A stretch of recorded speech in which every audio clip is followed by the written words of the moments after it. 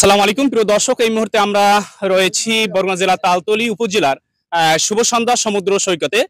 প্রিয় দর্শক, এই মুহূর্তে আমার কাছে রয়েছে একটি সংগঠনের উদ্যোগে আজকে তালতলী উপজেলা আমরা দেখতে পাচ্ছি আয়োজনে তালতলী উপজেলা প্রগতিশীল সামাজিক স্বেচ্ছাসেবী সংগঠন তালতলী বরগুনা। আমরা একটি ব্যানার ইতিমধ্যে দেখতে পাচ্ছি, এখানে রয়েছে সংগঠনের গুরুত্বপূর্ণ যারা ব্যক্তি রয়েছে তারা কিন্তু এখানে রয়েছেন।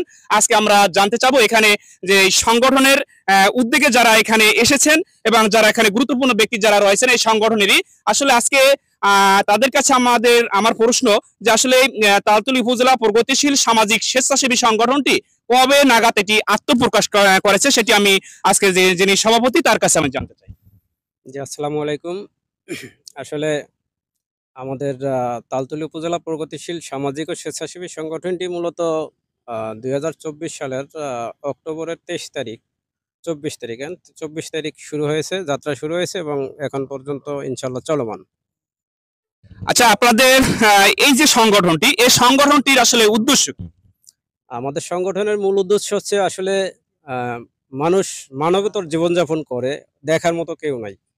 বিভিন্ন মফস্বলে গেলে বা মানুষের জন্য যেই কথাটা যখন প্রযোজ্য হয়, তখন আমরা যখন মানুষের কাছে যাই আসলে দেখি যে মানুষ খুব একটা ভালো নাই, অনেক কষ্টে দিন যাপন করে, অনেকে খুব ভালো আছে, আবার অনেকে খাইতে পারে না ৩ বেলা, বিভিন্ন সমস্যা। তো আমাদের মূল উদ্দেশ্য হচ্ছে যে আমরা যাতে অবহেলিত মানুষ যারা আছে আমাদের উপজেলায়, প্রথম আমাদের টার্গেট হচ্ছে আমরা যারা মোটামুটি চলতে পারি, সামাজিকভাবে মোটামুটি চলতে পারি, আমাদের হালকা মানে কিছু টাকা পয়সা আছে অল্প সংখ্যক, যদিও একার পক্ষে সম্ভব না একটা সংগঠন পরিচালনা করা বা নিজের উদ্যোগে আসলে অনেকেরই সাহায্য করা সম্ভব না। সেক্ষেত্রে আমি উদ্যোগ নিছি যে আমরা যদি একটা সংগঠনের মাধ্যমে অনেকগুলো লোক মিলিত হয়ে এরকম একটা অবস্থান তৈরি করতে পারি যে আমরা সামান্য কিছু টাকা, ১০ জনের ১০ টাকা হইলে ১০০ টাকা হয়ে যায়, বা ১০০ জনের ১০ টাকা করে দিলে ১০,০০০ টাকা বা ১,০০০ টাকা হয়ে যায়। তো আমরা অনেক সময় অনেক অবহেলিত লোকজন যারা আছে তাদেরকে আমরা আত্মমানবতার সেবায় কাজ করতে পারবো, তাদেরকে আমরা কিছুটা হলেও সাহায্য সহযোগিতা করতে পারবো। তো আমাদের মূল উদ্দেশ্যই হচ্ছে যে মানুষের জন্য মানবতার সেবায় আমরা পাশে থাকবো। হ্যাঁ, অসুস্থ মানুষের পাশে থাকবো। তারপরে যারা টাকার অভাবে অনেক মেধাবী ছাত্রছাত্রী আছে, লেখাপড়া করতে পারে না। তো আমাদের উদ্দেশ্য হচ্ছে আমরা যদি সামান্য হেল্প করতে পারি, আমাদের হেল্পের কারণে যদি একটা ছেলে শিক্ষায় শিক্ষিত হয়, সেটা শুধু সমাজ না, সেটা রাষ্ট্রের জন্য গুরুত্বপূর্ণ ভূমিকা পালন করবে। আচ্ছা, আপনার কাছে জানতে চাই এ পর্যন্ত আপনারা আপনাদের সংগঠনের পক্ষ থেকে কোনো সহযোগিতা করেছেন কিনা? যে ইনশাল্লাহ আপনাকেও ধন্যবাদ। যে হ্যাঁ, আমরা এ যাবৎ প্রায় আ ৬ জন অসুস্থ ব্যক্তির জন্য অসুস্থ ব্যক্তির চিকিৎসার জন্য কিছু আর্থিক অনুদান দিছি। একটা লোকের ব্যবসার জন্য, ওনার ব্যবসা চলে না, ওনার ব্যবসার জন্য আমরা কিছু টাকা পয়সা দিয়ে আচ্ছা, এই যে অনুদানটি দিয়েছেন আপনারা এটি কি আপনাদের ব্যক্তিগতভাবে না অন্য কোনো মাধ্যমে আপনারা না, আমরা এখনো আসলে অন্য কোনো মাধ্যম থেকে আমরা অনুদান পাইনি। আমরা ব্যক্তিগতভাবে আমরা মাসে আসলে সবাই ১০০ টাকা করে দিয়ে দেখা গেছে আমাদের সদস্য সংখ্যা 100 প্লাস। তো ওখানে থেকে যা আসে হয়তো ১০,০০০, ২০,০০০, ১৫,০০০ আমরা নিজেরা যেটা তুলতে পারি মানুষের জন্য।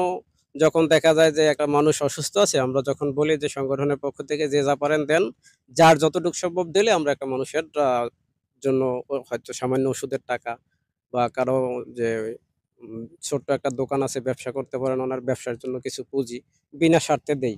আমাদের কোনো স্বার্থ নাই। আচ্ছা, আপনার কাছে জানতে চাই এখানে তো আপনারা যেহেতু সামাজিক স্বেচ্ছাসেবী সংগঠন,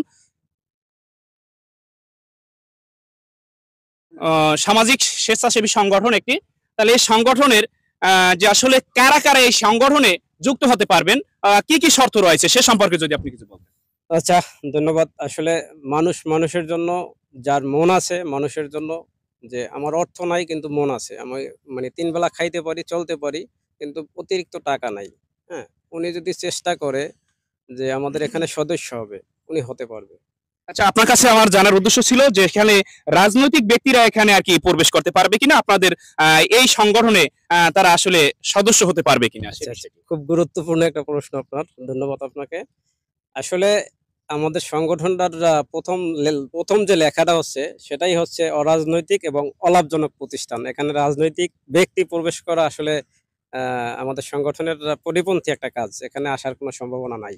সংগঠনের যিনি সভাপতি, ভবিষ্যতে আপনি সংগঠনের পক্ষ থেকে আপনি সরকারের কাছে কোনো আসলে অনুদান চাচ্ছেন কিনা, নাকি নিজের আসলে এই সংগঠনটি পরিচালনা নিজেদের অর্থায়নে চালাবেন, বা আসলে কি চাচ্ছেন আপনি আসলে, এটি যদি আর কি সর্বশেষ আপনি বলতেন। না, ধন্যবাদ। আসলে আমাদের উদ্দেশ্য হচ্ছে আমরা একক ব্যক্তি না, আমরা একটা সংগঠন, অনেকগুলো ব্যক্তি নিয়ে যদি একটা সংগঠন করি, আমাদের উদ্দেশ্য হচ্ছে যে আমরা সরকারিভাবে যাতে আমরা নিজেরা যতটুকু দিচ্ছি, যদি এটা সরকারিভাবে আমরা অনুদান পাই, তাহলে আমরা আরো ভালো কিছু দিতে পারবো মানুষের জন্য। ঠিক আছে? এজন্য আমরা আপ্রাণ চেষ্টা করতেছি এবং আমাদের আহ, দরকার এবং আমরা প্রয়োজন মনে করি যে সমাজ কল্যাণ মন্ত্রণালয় থেকে আমাদের একটা লাইসেন্সের ব্যবস্থা হইলে ইনশাল্লাহ আমরা চেষ্টা চালাইতেছি, যদি আপনাদের মাধ্যমে আমরা এতটুকু সুপারিশ পাইতে পারি যে সমাজ কল্যাণ থেকে আমাদের সামাজিক প্রতিষ্ঠানের উপরে একটা লাইসেন্স দেয় সরকার, যদি আমাদের কিছু অনুদান দেয়, তাহলে আমরা আরো দীর্ঘ পরিসরে, বড় পরিসরে মানুষের পক্ষে এখন কাজ আপনি করতে পারবো। বলতে চাচ্ছেন, যদি আপনারা তো